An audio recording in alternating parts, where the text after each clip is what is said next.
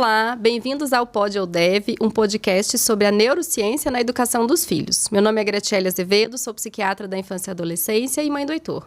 Eu sou Bruna Trevisan, eu sou psicóloga e mãe do João e da Catarina. E hoje a gente tem uma convidada muito especial que vai falar um pouquinho com a gente sobre como lidar com transtorno de déficit de atenção em casa, né? Juntando aí a experiência clínica e a experiência ali de mãe, né? E como esses desafios, como aproveitar o conhecimento e essas oportunidades. E a nossa convidada de hoje, então, é a Camila Azevedo, que é psicóloga, especialista em neuropsicologia, terapia cognitivo-comportamental, disciplina positiva e parentalidade e coordenadora do Serviço de Neuropsicologia do TIM da Unifesp. Muito obrigada por ter aceitado o convite, né? Muito bom ter você aqui. Obrigada, eu que agradeço o convite. É uma honra estar aqui, né, com pessoas que eu admiro. E acho que eu adicionaria na apresentação a mãe do Bernardo. Me faltou, eu lembrei agora. Eu falei, não falei mãe do Bernardo, não falei mãe do Bernardo. Que no final das contas, eu acho que é o que a gente mais vai falar, né? Exatamente. Acho que é isso, né? Como lidar. Então, assim, conta um pouquinho, assim, né? Como é que foi, né? A experiência em casa de falar, já lido tanto no consultório com crianças com TDAH. Como é que foi pra você? Pré e pós, Bernardo, na sua atuação clínica.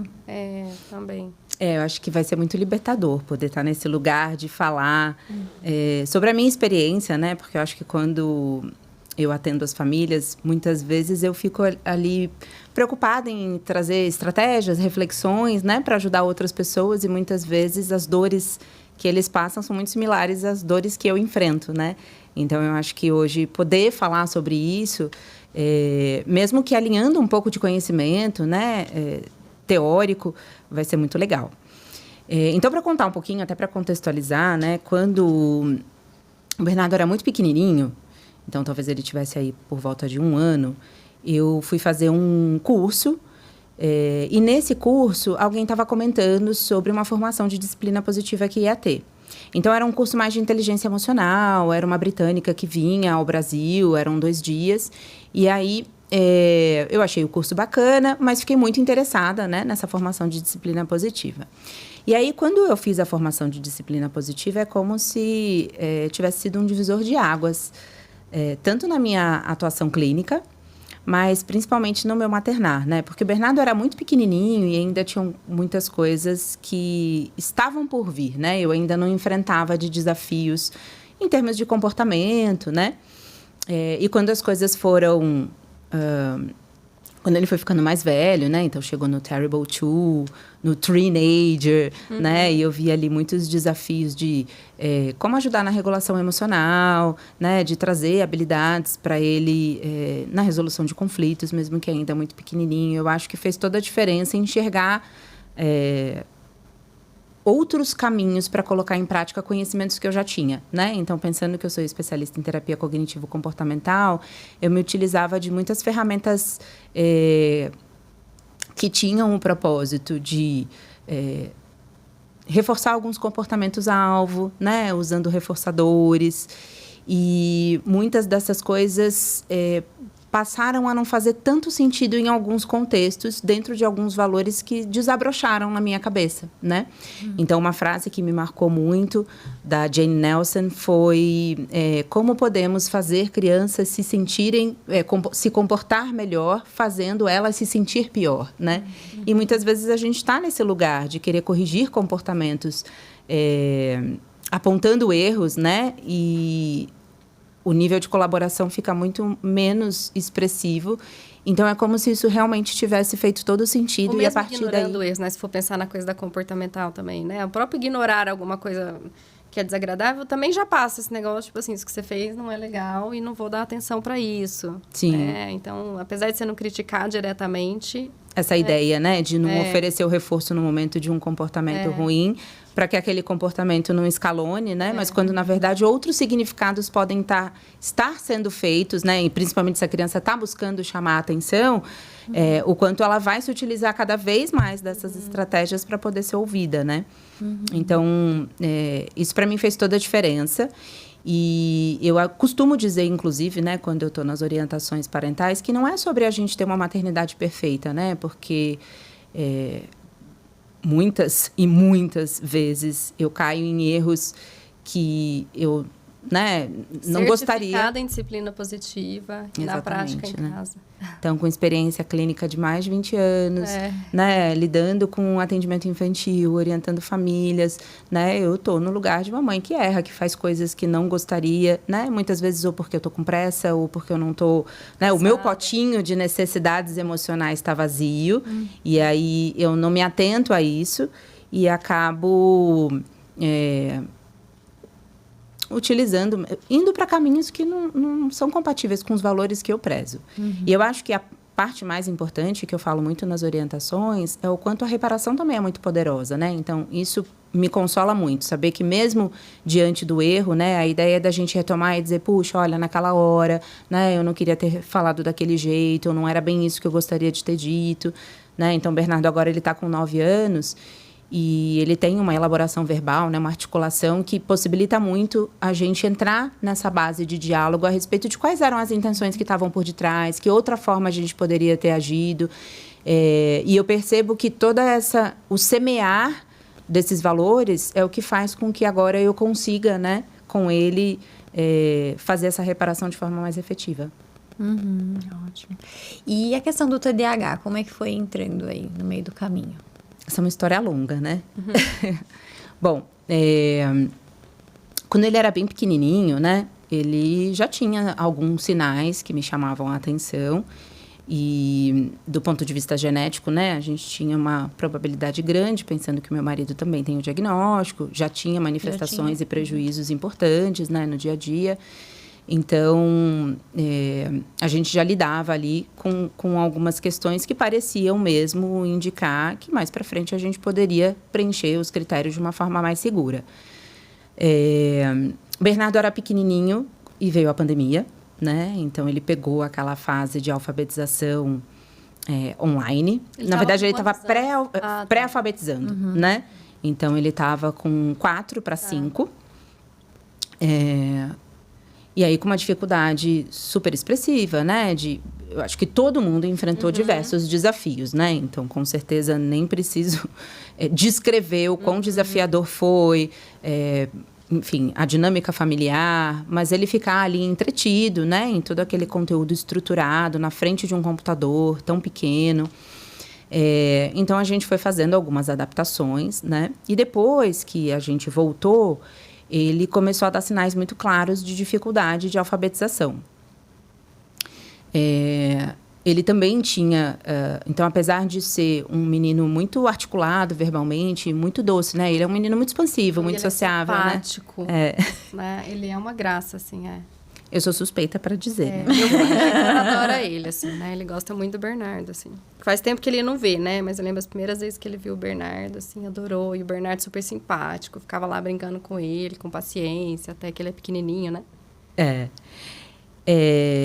Mas essa intensidade do perfil expansivo é proporcional à intensidade de quando ele muda a chavinha, né? Então... tinham episódios de desregulação emocional na escola, dificuldades para lidar com conflitos, né? Em casa também a gente enfrentava algumas dificuldades. Apesar do meu marido não ser da área, ele é um super parceiro nesse sentido de...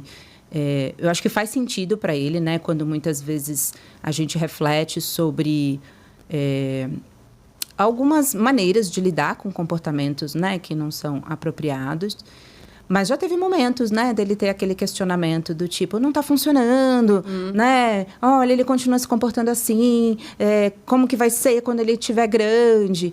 E é muito essa ideia, né, de que a gente não está resolvendo uma questão imediata, né? A gente está plantando uma série de habilidades de vida, né, que vão fazer diferença no dia a dia. Mas, enfim, voltando, né, para a questão de como o diagnóstico fechou, então essas dificuldades começaram a ficar mais expressivas e aí ele iniciou um processo terapêutico, né? Foi para terapia. Na pandemia ainda? Não, a gente já tinha voltado, né? Para as aulas, ele já era um pouquinho maior. E aí ele começou, né, a fazer terapia, o que eu acho que foi muito bacana, porque de fato ele deu um salto importante, Por mais que em casa, né, a gente...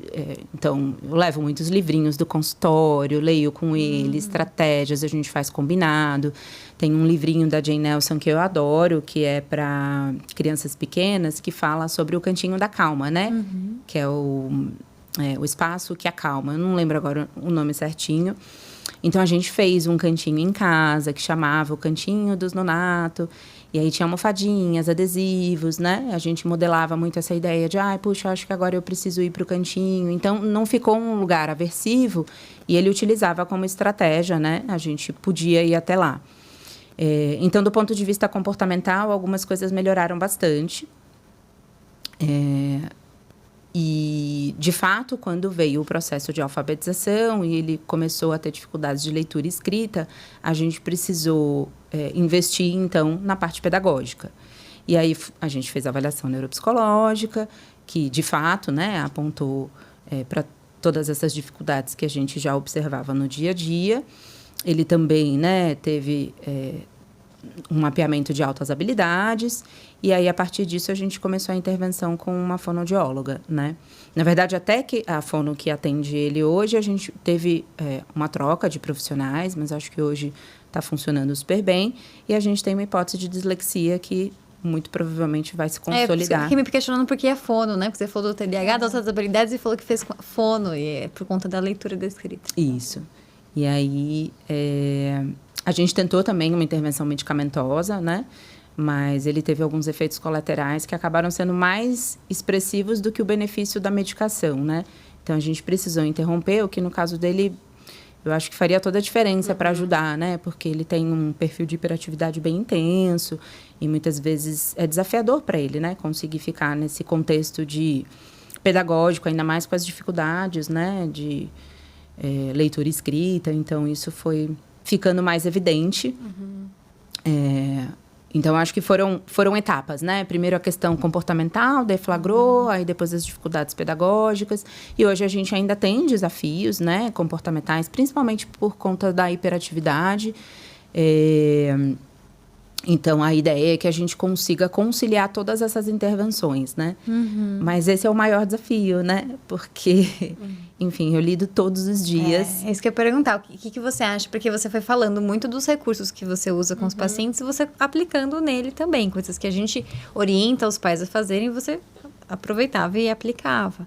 Mas eu imagino que ainda restam desafios, né? Que o conhecimento Você técnico... viu dificuldades? Por exemplo, o Cantinho da Calma, foi fácil implementar? Foi difícil?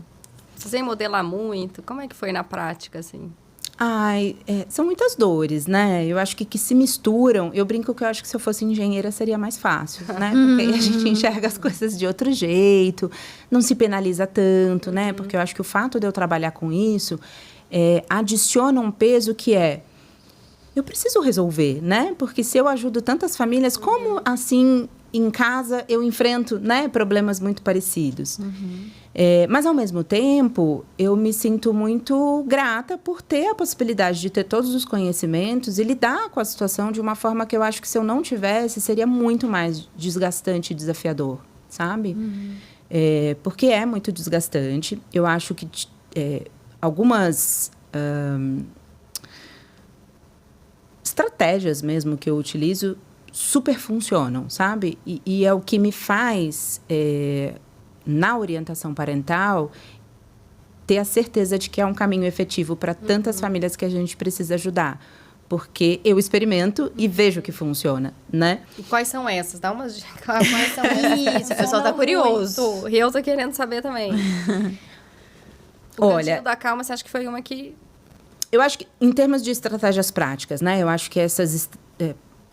tudo que é corregulador, inicialmente externo. Então, uma caixinha de ferramentas onde a criança pode encontrar, de fato, objetos concretos, principalmente quando ela é menor, né? Que tira toda essa abstração de, muitas vezes, a gente falar coisas que eles ainda não alcançam no nível verbal. Então, eu acho que é muito ter o ursinho, né? Fazer essa ideia de, o ursinho vai respirar com a gente. Ter um painel onde tem diversos recursos, onde a gente faz esses recursos da mesma maneira e não como uma estratégia de faz porque você precisa, né? Então, eu acho que essas são estratégias que fazem toda a diferença, né? Você ter, de fato, algo concreto. Você mencionou bastante estratégias mais relacionadas à regulação emocional. Talvez seja o foco principal, né? Mas com relação à hiperatividade, você precisou recorrer a isso? Ou não, a hiperatividade, embora seja intensa, não seja um grande foco? Eu acho que é um foco também, né? O Bernardo já utilizou alguns recursos, mas eu acho que a maior dificuldade é em sala de aula, né? Eu acho que em casa isso tende... Eu acho que acomodou melhor, né? Eu geralmente conto isso para algumas pessoas e para mim marcou tanto. Teve um dia que a gente estava no sofá assistindo TV e ele estava, né, virando de cabeça para baixo, inquieto, né? E aí eu falei, filho, você não consegue ficar um pouquinho quietinho?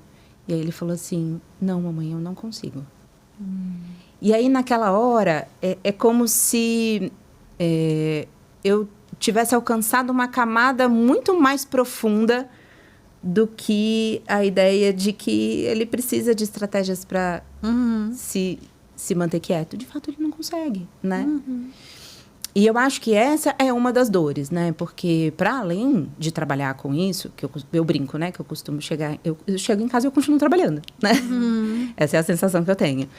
Mas é a ideia de que a gente tem naturezas muito diferentes, né? Então, por muito tempo, eu precisei... E aí, eu acho que entra num outro ponto, que é o mais efetivo para colocar qualquer estratégia em prática, que é o autoconhecimento.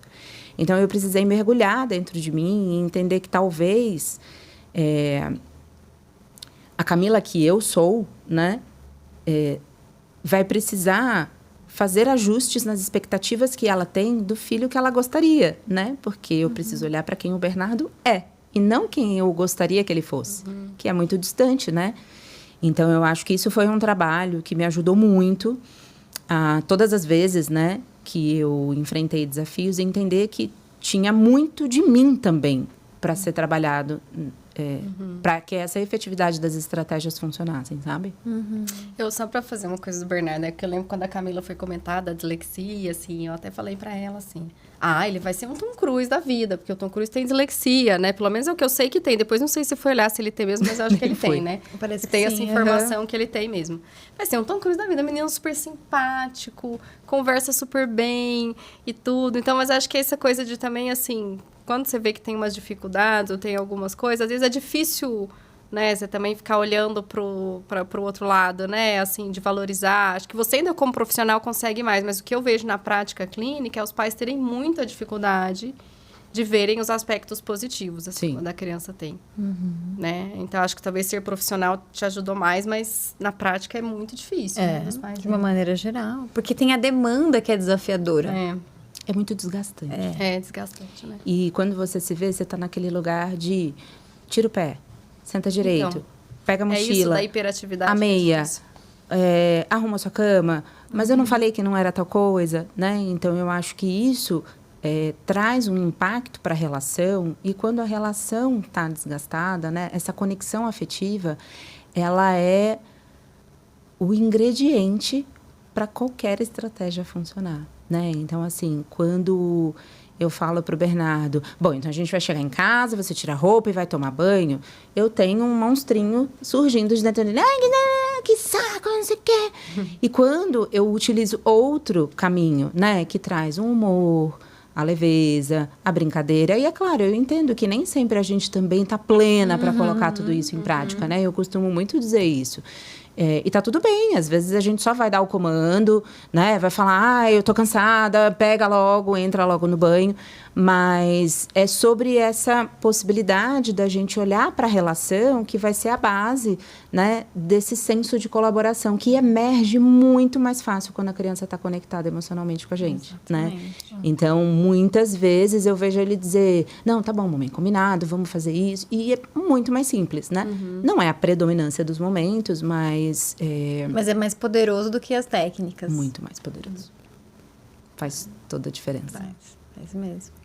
Eu fiquei pensando nessa coisa da hiperatividade, impulsividade, né? Que é uma coisa que realmente, assim... E os pais falam assim, eu não aguento ele ficar falando o tempo inteiro, ele fica me perguntando, ele fica levantando, ele faz não sei o quê. Aí a gente fala, você tem que escolher as batalhas. Tem coisa que realmente é uma coisa de um controle que ele não tem e que não é ficar apontando diversas vezes que ele vai adquirir, né? Não sei se tem estratégias específicas. Mas eu para sempre isso, faço né? com os pais faço para elas sobre eles mesmos, né? Deles pensarem, olha, então seu filho tem comportamentos desafiadores que são gatilho para você se desregular, para você, né, pensar diversos pensamentos negativos que te façam sentir desconfortável. Mas provavelmente você também tem características que sejam difíceis para as outras pessoas que convivem com você. Você sabe identificar quais são para a gente conversar sobre isso? Ok. E aí eu uso esse exemplo para ele também olhar um pouco na outra perspectiva, né? Então, como que as outras pessoas que convivem com você poderiam lidar melhor com essa característica sua? Que é uma característica sua que talvez possa melhorar? Possa, mas algumas características são mais desafiadoras mesmo de mudança. Então, para ter um pouco dessa perspectiva de tolerância. Né? Ok, né? A gente pode ser mais sensível. Então, por exemplo, alguns pais são muito mais sensíveis ao choro, por exemplo. Mas, em algum nível, ele vai ter que tolerar. Ele tem um bebê em casa, né? Então, nesse sentido, assim, de identificar e... Enfim, eu imagino que você tenha bastante dessa reflexão já o tempo inteiro, né, cara? E é legal isso que você falou, da tolerância, porque eu acho que a gente cai facilmente num polo oposto. Que é, às vezes... Ai, não, é porque, né? Ele tem TDAH. Ignorar. Ou até essa ideia de super proteger, fazer por, né? Porque é muito mais fácil fazer por do que esperar o tempo que demora para ser feito, né? Fazer vista grossa com coisas que têm que ser corrigidas. Exato. Porque uma coisa é escolher a batalha. Mas sim, no sentido de você mirar nesse comportamento essa semana. Né? Outra coisa é, tô cansada, não vou corrigir. E aí a criança entende que tudo bem, então, né? Deixa eu até tirar uma dúvida então, com você. Vou dar um exemplo, vocês me falam como é que é, né? Porque eu vejo essa coisa da hiperatividade, impulsividade ali, né? E a criança que não para comer, sabe? Que tem que se levantar e tá no meio. E assim, claro, que quando você olha dentro de diversos comportamentos que tá tendo, eu falo, gente, eu não parar para comer é... uma besteirinha comparando com outras coisas. Pra que ficar brigando o tempo inteiro? Às vezes, pra esse comportamento, você tem outro tal que... Sei lá, ele tá me batendo. Comparar assim, tá me batendo versus não para sentado. Esse não parar sentado, eu sempre entendo como algo que, assim... Poxa, ele não vai... Não é só manejo comportamental que vai fazer isso adquirir. Vai ser uma certa maturidade cerebral para determinadas coisas surgirem, né? Mas vocês duas, né? Você como mãe especialista, você também trabalha muito com TDAH. É um comportamento que mesmo assim vocês corrigiriam? No sentido de preciso ficar corrigindo? Ou esse tipo... Não. Pode assim... falar, cara. Mas você sabe, Grati, não sei se eu vou responder a pergunta, mas talvez dar um contexto que eu acho que faz sentido. Eu acho que depende muito dos valores da família, sabe? Porque... De fato, a gente precisa escolher algumas batalhas, né? Então, para mim, por exemplo, isso não é uma questão, né? Mas para muitas famílias, às vezes, sentar à mesa, né? Só levantar quando todo mundo levanta, né? Fazer a oração antes ou depois, ou qualquer outro contexto ali daquele momento é tão valioso que a criança ter um comportamento que não é compatível com esses valores na hora, fere muito, né? E, às vezes, é muito difícil compreender que é uma questão de tolerância porque a gente leva para o pessoal. Isso era uma outra coisa que eu ia falar, né? É muito difícil, às vezes, nessa situação de desgaste, onde você está constantemente, né, corrigindo comportamentos ou estimulando habilidades que você precisa, pensando em funcionamento executivo mesmo, né, de etapas, porque as coisas ficam pela metade, né, muitas vezes é o papel que não jogou no lixo, né, e você quer ensinar, levantar da mesa, tirar o prato, né, antes de entrar no banho, pega a sua toalha, enfim. Acho que são habilidades importantes para maior autonomia, maior independência. E muitas vezes, quando a criança não faz, é como se você se sentisse desafiado, porque eu já falei tantas vezes, então eu não sou importante. E discriminar, né, se é algo que ela está fazendo porque ela não deu importância para a sua instrução, ou se é uma dificuldade dela, é algo que, quando a gente emocionalmente se mistura, é difícil. Então, eu acho que essa situação, ela depende muito do que é um valor para a família, sabe? Perfeito, concordo plenamente. Mas é difícil, né? Que é isso, porque sendo valor para a família, eu fico aqui pensando, né? Qual estratégia comportamental ou se for na linha de disciplina positiva que eu poderia usar para tentar que a criança consiga ficar sentada um período inteiro E de uma aí refeição. entra um pouco também no que a Camila falou sobre expectativa. Né? Então, assim, não significa que eu vou abrir mão, aí a criança vai plantar bananeira, vai subir em cima da mesa, né? Mas assim, mas ao mesmo tempo eu também não posso ter a expectativa de que ela fique autocontrolada 40 minutos, espere todo mundo comer para depois levantar. Então, lidar um pouco com... para que as expectativas sejam mais realistas. Tem que ter um trabalho com a Sim. família de falar assim, olha, vamos ajustar. Né? Se ele ficar os 15 minutos ali, que ele vai comer, vai fazer, tá? A gente vai considerar que tá ok, talvez, e que não vai conseguir ficar até todo mundo se levantar, né? Talvez fique batucando, né? Fique levantando, Mexa, põe sentando. uma cadeira dessas, né? Que ele fica mexendo o tempo inteiro ali, né? Vai ter que ter outras estratégias, porque a minha ideia era, na verdade, tentar falar assim, tem algumas coisas que é mais... Que embora a gente vá modelar e tudo, mas é mais a maturidade cerebral que vai trazer. Que eu acho que é isso que você falou. Apesar que seu marido fala, apesar de estarmos fazendo tudo, ele continua tendo determinados comportamentos. Que é porque, olha, tem coisa que é a maturidade que vai trazer. Eu preciso ir mostrando o caminho, eu preciso ir modelando um pouquinho. Mas tem coisas que não é. Eu não posso esperar o resultado de, então, se eu fizer certo, ele resolveu este comportamento. Né? E eu acho que a orientação parental, ela entra nesse momento até pensando em que estratégias... Então, o que poderíamos fazer no momento da refeição para diminuir, né, esse comportamento de agitação? Mas também para esse espaço de vamos entender o porquê é importante, que outras coisas podem estar no lugar e até onde a gente pode ir, né? Porque, às vezes, a própria família nem se dá conta de que aquilo é um valor ou de que talvez esteja afetando uma percepção pessoal, né? Porque eu acho que entra... em toda essa tomada de perspectiva de enxergar a situação de um outro ângulo e isso acomodar melhor algumas emoções que vão fazer com que as estratégias funcionem mais ou menos quando elas só são aplicadas sem toda essa reflexão em volta. Às vezes essa própria leitura que você falou de valor, né? Às vezes é um valor, mas tem mais a ver com a coisa de eu achar que é um desrespeito, né? Do que pensar que o momento da refeição em si. Não, é porque é um desrespeito. Eu peço e ele não tá fazendo, né? Tá me desafiando. Tá me desafiando, né? De alguma forma ali. Sim. E, às vezes, a gente tem, de fato, um componente, né, da oposição, né? Crianças mais opositoras. O Bernardo não tem esse perfil. O Bernardo tem uma tendência muito colaborativa, muito empático. Então, geralmente, quando eu acesso essa perspectiva de, puxa, filho, olha, eu já falei tantas vezes, como você acha que eu me sinto, né? A mamãe, às vezes, se sente pouco valorizada ou parece que você não está, né, respeitando aquilo que é importante para mim. Ele tende a direcionar melhor o comportamento dele, sabe?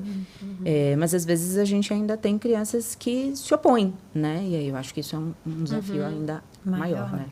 Maior, com certeza. O que mais? Eu tô Vamos aqui... fazer o pódio leve? O que você Nossa, acha? já deu? Já. Vou. Não, mas eu ia falar... Você quer perguntar? Pergunta. Não, eu só queria falar assim, talvez retomar a coisa de algumas dicas, entendeu? Então, assim, eu sei que não tem dica fácil, não é isso, Sim. né? Mas você falou do cantinho da cama, especialmente Talvez colocar pra uns menores. highlights, assim, da sua vivência enquanto mãe e psicóloga. Legal. Eu acho que talvez uma coisa que possa ajudar muitas outras pessoas e que funciona para mim é a antecipação, né? Para mim funciona muito essa ideia de, olha, a gente vai lá naquele lugar, lembra, vai ser assim, vai ser assado, o que pode acontecer, o que precisa, né? É claro que no meio do caminho, né? Porque às vezes a gente conta, fica parecendo que Dá tudo super certo. perfeito, né? Né? Então, às vezes tem tá, mãe, que saco, eu já sei, você já falou, né? Mas, em geral, ajuda muito, né? Esses lembretes para alinhar expectativas, para ele entender exatamente, né, como regular o comportamento. E, às vezes, estratégias pontuais, né? Então, o que você pode fazer quando acontecer tal coisa? Eu costumo dizer que a gente fala muito para as crianças o que não fazer, né? Então, não bate no amigo, tem que emprestar o brinquedo, mas a gente não diz o que fazer em situações de conflito, né? Então, eu acho que essa antecipação, relembrando qual é o contexto, o ambiente, o que pode acontecer, que estratégias ele pode lançar a mão nesse momento, eu acho que ajuda muito, né? Então, eu acho que a antecipação é um recurso. Eu acho que as estratégias de regulação emocional, né? Então, a criança já ter isso. E o ideal é que a gente faça num momento onde ela não esteja desregulada, né? Então, que esse repertório seja trabalhado quando a gente está mais irritado. O que a gente pode fazer para se acalmar? O que funciona, né? O que geralmente eu faço? E a criança ter isso, né? Como estratégias e ser lembrada de que aquela é uma possibilidade naquele momento, né? Eu também acho que essa ideia de traduzir o que parece estar por detrás do comportamento, porque nem sempre a criança consegue perceber o que está levando ela a se comportar daquela maneira, né? Eu tenho um exemplo que eu sempre dou, que foi uma situação que aconteceu, justamente que ilustra essa ideia da gente não levar para o pessoal, né? Uma vez eu cheguei em casa do trabalho, mais cedo do que de costume, então era um dia que ele esperava que eu chegasse mais tarde. E aí, quando ele me viu, ele ficou muito frustrado. E eu tava naquela expectativa, né? De, nossa, feliz. Ele vai ficar mal feliz, tô chegando mais cedo, a gente vai ficar junto, que em geral é o que acontece. E aí, ele falou assim, ai, você já chegou, não acredito, né? E aí, ele tava tão frustrado, e não é o habitual, né? Que eu pude entender que tinha alguma coisa ali que eu não tava enxergando, né? E aí, eu falei para ele, puxa, filho, será que você estava fazendo alguma coisa tão legal e a chegada da mamãe talvez faça com que você pense que você precisa parar? E aí ele falou, eu estou fazendo uma brincadeira com o papai e está muito legal. Eu falei, tudo bem, então você pode ir lá, continua a sua brincadeira. Quando vocês acabarem, você vem, aí você me recebe. Aí é como se eu tivesse chegado em casa de novo. Se você quiser, eu até entro na porta de novo. Aí ele falou, tá bom. E na hora, aliviou, né? Então, é claro que eu poderia, naquele momento, ter corrigido o comportamento, porque ele foi desobediente, desrespeitoso, do tipo, é assim que você fala comigo, né? Você tem que ter educação. Eu fiz um esforço para chegar aqui mais cedo, e eu traria... não conseguiria enxergar, né? E eu traria para mim. Então, eu acho que a gente poder, né, enxergar o que está por detrás do comportamento, que eu acho que é aquela ideia do iceberg, né? Então, eu tenho na superfície algo que eu estou observando e muitas vezes o que está ocasionando aquele comportamento é que precisa ser o alvo da intervenção, né? E não o comportamento em si, né?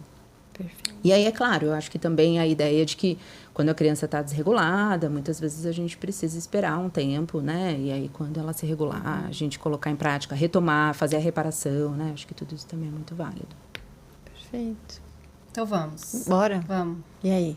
Pode ou deve, que é um quadro que a gente faz, né? A gente nem avisa os convidados. Não mais avisa, antes, mas né? a gente explica eu já sei porque eu assisto. Então a gente vai lá, né? Você explica para quem, de repente, está começando a assistir a gente hoje. Isso. Pode ou deve é esse quadro do tipo, olha, a gente vai perguntar rapidamente, meio papum, mas pode explicar um pouquinho. Tá. Pode ou deve fazer tal coisa? E a resposta pode ser pode, deve, ou não pode nem deve, não faça isso, né? Tá, então, vamos lá, vou começar com uma que eu acho que é fácil, vamos ver, né? Pode ou deve gritar com a criança quando ela está desregulada? Já começou daquele jeito, né? Eu achei que era fácil até. Eu acho que pode, né? Deve, não. Não, Mas acontece, né?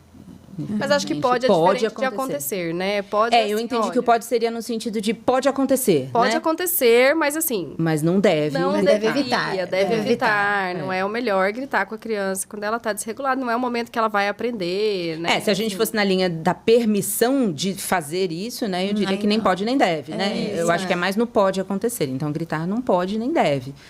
Mas acontece, né? Porque eu acho que, às vezes, todas as pessoas que se propõem a mudar o estilo de educação, às vezes, elas caem em comportamentos que estão até... Você tá cansada, tem tudo, né? E eu acho que aí a reparação entra, né?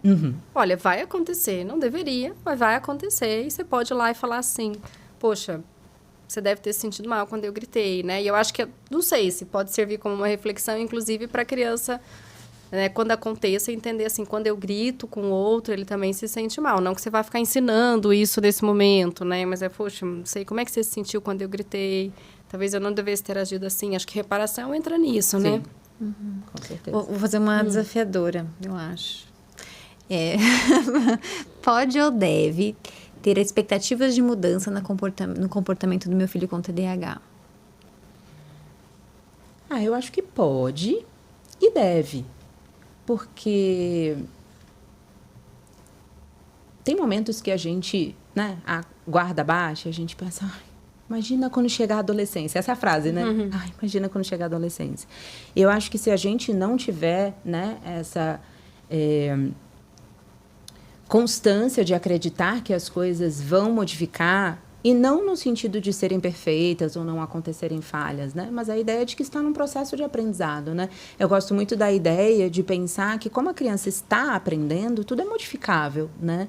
E o nosso modelo vai fazer toda a diferença. Então, eu acho que pode e deve esperar mudanças. Ok.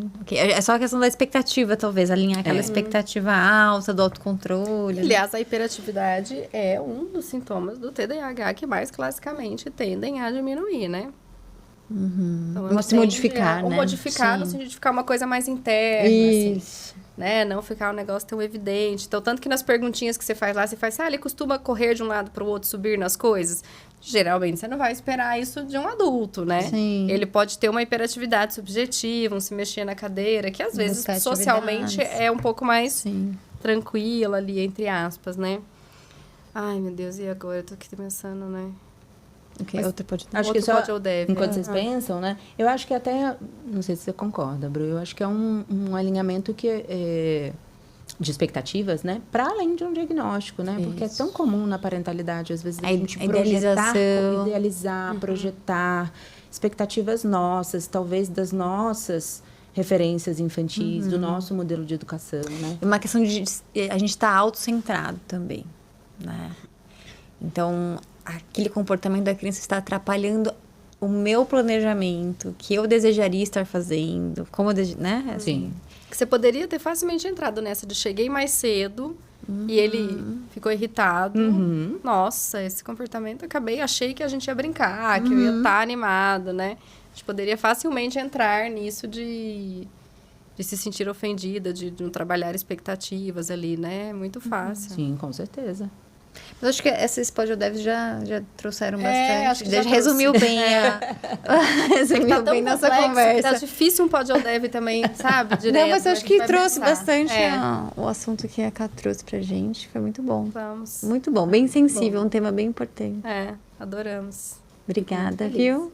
Eu que agradeço. A gente espera que Rede você volte. social. Isso. Tem alguma? Tem a da Clínica Par? Tem alguma pro pessoal seguir? Como é que é? Ai, eu sou tão ruim de rede social, gente. Eu não sei se isso é bom ou ruim, porque às vezes eu penso, né? Puxa, a modernidade, né? A tecnologia, a gente tem que seguir Mas vocês têm um a site. tendência. da A clínica. gente tem um site, que é www.clinicapar.com.br. Tem o Instagram da clínica. Em breve vai sair uma nova unidade, né? A nossa clínica fica em Moema, em breve vai ter a unidade do Brooklyn. Mas assim, eu confesso que eu não alimento, então vai entrar lá no Instagram, são pouquinhos posts, mas tem. Tá bom, tá bom. Que bom. Então curtam, compartilhem. Marquem enquanto vocês estiverem assistindo a gente, né? Pra a gente poder ver que vocês estão acompanhando, estão gostando. E pra que a gente continue, né? Exatamente. É isso aí. E façam perguntas. E façam Sugiram temas. perguntas. Isso aí. Obrigada, pessoal. Tchau, tchau.